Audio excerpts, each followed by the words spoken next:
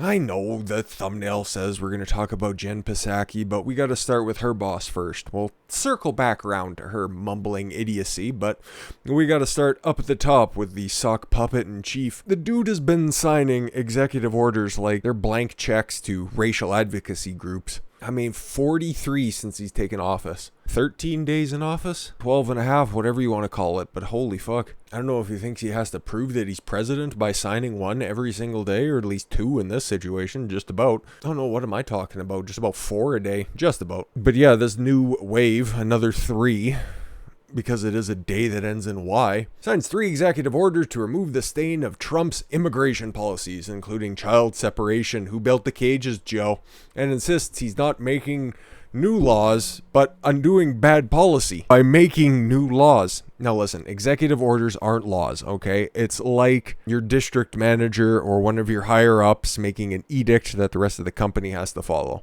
And that's the example I've heard made, and they aren't really binding. That's why the new president can come in and get rid of any of the old executive orders that the previous president made and then their forebearers before that. Hence why there's nothing binding about them. They're just more like guidelines, really. But still, 43. Oh, wow. President Joe Biden signed 3 immigration-related executive orders in the Oval Office on Tuesday during a brief appearance. Of course it was brief. It's Biden, after all.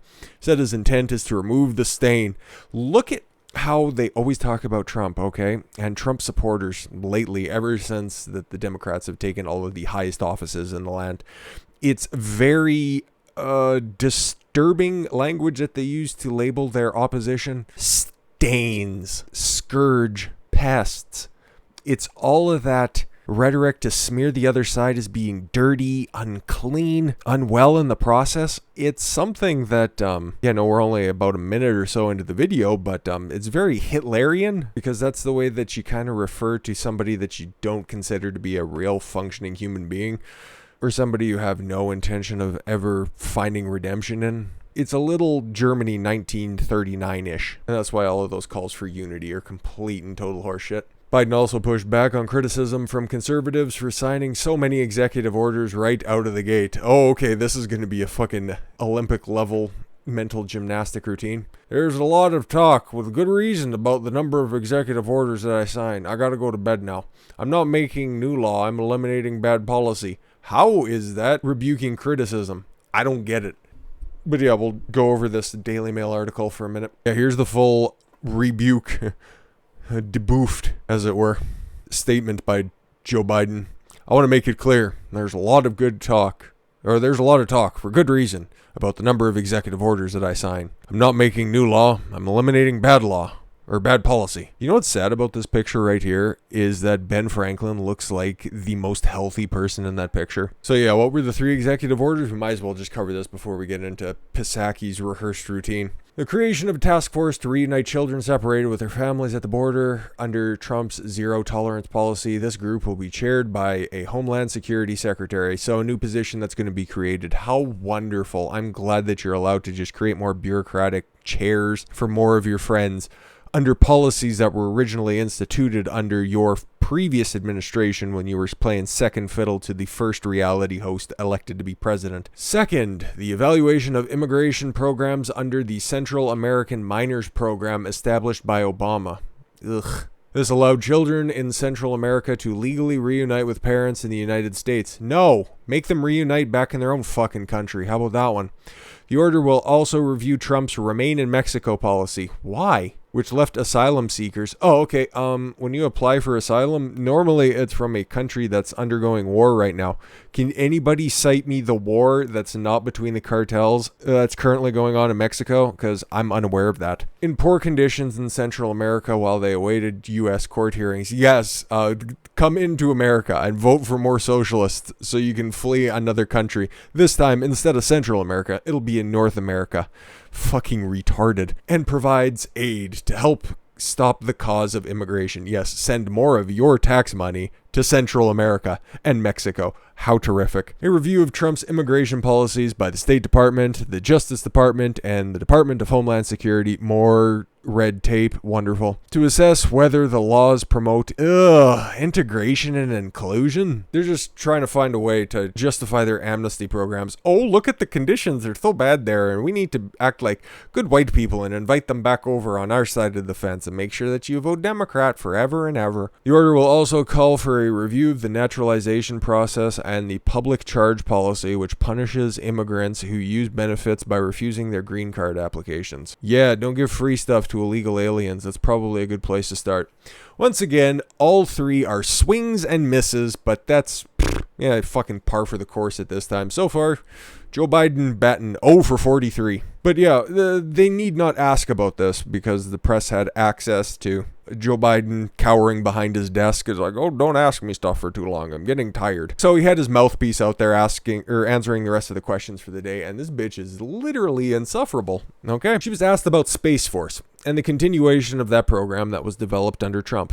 Listen, it's a great step forward. It's a beautiful logo, but if nothing gets done with it, it's just going to get shelved like NASA was under the Bush and Obama administrations. You don't really need that, because eventually, you know what? Probably not in my lifetime. Maybe not in my eventual kid's timeline. Who knows? Might not make it out of the Earth. Elon Musk is trying his damnedest, but he's currently being put under a bunch of different suspicious prosecutions right now. It's a little weird, all the shit that he's found himself in at the moment. And by weird, I mean he stepped on the wrong shoes. But yeah, depending on what the next election cycle looks like is pretty much how the lifespan of Space Force is going to work out. Because we got this a wonderful response from the circle backer in chief. White House Press Secretary Jen Psaki ridiculed a reporter Tuesday for asking a question about the future of Space Force under President Joe Biden. Wow, Space Force, it's the plane of today. She replied wryly to a question from Bloomberg News reporter Josh Wingrove. Oh, Bloomberg, interesting. It is an interesting question. By referring to America's sixth military branch as a plane, Psaki appeared to be dismissing the importance of the question. Her response to criticism from Defense One journalist Kevin Barron on Twitter. It's the plane of today is Psaki's way of snarking at White House press questions about things they think are silly. I must have just had a fat-fingered moment there. Like Air Force One's paint scheme, so that's where the Space Force ranks with them, apparently. Well, also, you know what? Maybe I'll give her the benefit of the doubt. She's used to having her questions fed beforehand. Oh, you don't believe me? Just like Donna Brazile giving the questions to Hillary Clinton beforehand, yes, all the questions need to be briefed, and they need to be glossed over by the press secretary before she answers them. Because this really is another instance of the emperor having no clothes. This is the most astroturfed administration on record, at least in the modern age, okay? I can't talk about anything that I don't remember or can't easily research. Holy fuck, is everything about this just a show trial? And we're not even close to a month in. Report shows Biden's staff pre-screening Psaki press briefing questions. Yes, should have told her that Space Force was going to be coming up. Biden staffers have pre-screened reporters ahead of Jen Psaki's briefings to see what they plan to ask the White House press secretary, according to a report from the, they say left wing, I just call it vomit-inducing Daily Beast. The outlet cited 3 sources with knowledge of the matter. They're still anonymous sources, but at least I got 3 of them, so that's all right. And written communications that reveal that the Biden administration has already, on occasion, probed reporters to see what questions they plan to ask new White House Press Secretary Jen Psaki when called upon during briefings less than 2 weeks into the new administration. The report suggests that Psaki have some idea of what the reporters plan to ask prior to formally presenting their questions. Despite that, her circle back answer on tough questions have become a staple of her press briefings. Yes, and they have a supercut of all of her circle backs right there. She is probably one of the worst prepared press secretaries I know I've ever seen. Like, okay, what was it, 3, 4, or 5 that Trump had during his 4 years, which is impressive because the press was relentless, and clearly they were not afforded the same luxuries. The likes of Sarah Huckabee Sanders, Kayleigh McEnany, who I miss more and more each day when I have to see that soulless glare of that communist supporting Raggedy Ann stand-in. Like, McEnany had to come in with a fucking binder that thick with quotes, reports, figures, everything that she could have possibly been answered. And then even in the pictures that you see in close up, she had little tabs for everything that would have been on there. Like COVID, Russia stupidness, things to hit Jim Acosta on. Like, she needed to have everything laid out because they weren't afforded the luxury of asking, oh, okay, you're with what? NBC, what will you be asking today? It's not as simple as, well, what you guys could remember from that Atlantic article that we looked at when, Jim Acosta wasn't going to, follow the same and try to whip everybody into a frenzy like they did with the Trump administration. They wouldn't be taking such a hard stance with Biden. And that's what this Breitbart article highlights as well. The concern followed the demonstrative shift in attitude that coincided with former President Trump's departure from the White House in the weeks leading up to the inauguration day. CNN reporters specifically previewed their forthcoming change in coverage, admitted they would cover Biden's administration differently. I don't think, C's just under it, come on now. The press should be trying to whip up the Biden presidency and turn it into must-see TV in a contrived way. Trust me, it's literally impossible to make Biden must-see TV. All you have to do is just take a look at the White House YouTube channel and you can see nobody cares. Nobody cares, okay? If I put Biden as anything leading in my titles, oh my God, they get destroyed. Nobody fucking sees them.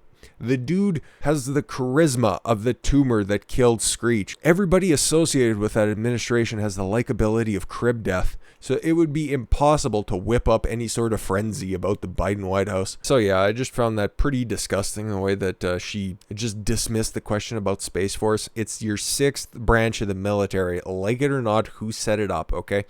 Trump put it in there, looking forward to the future, and it was contingent on you guys continuing it. The next administration making steps in order to make it a viable and necessary part of American exceptionalism into the future. But that's something that they don't like. And when it's a question that they don't like, they'll just go ahead and push it off to the side and don't really address anything. And then what's the media going to do?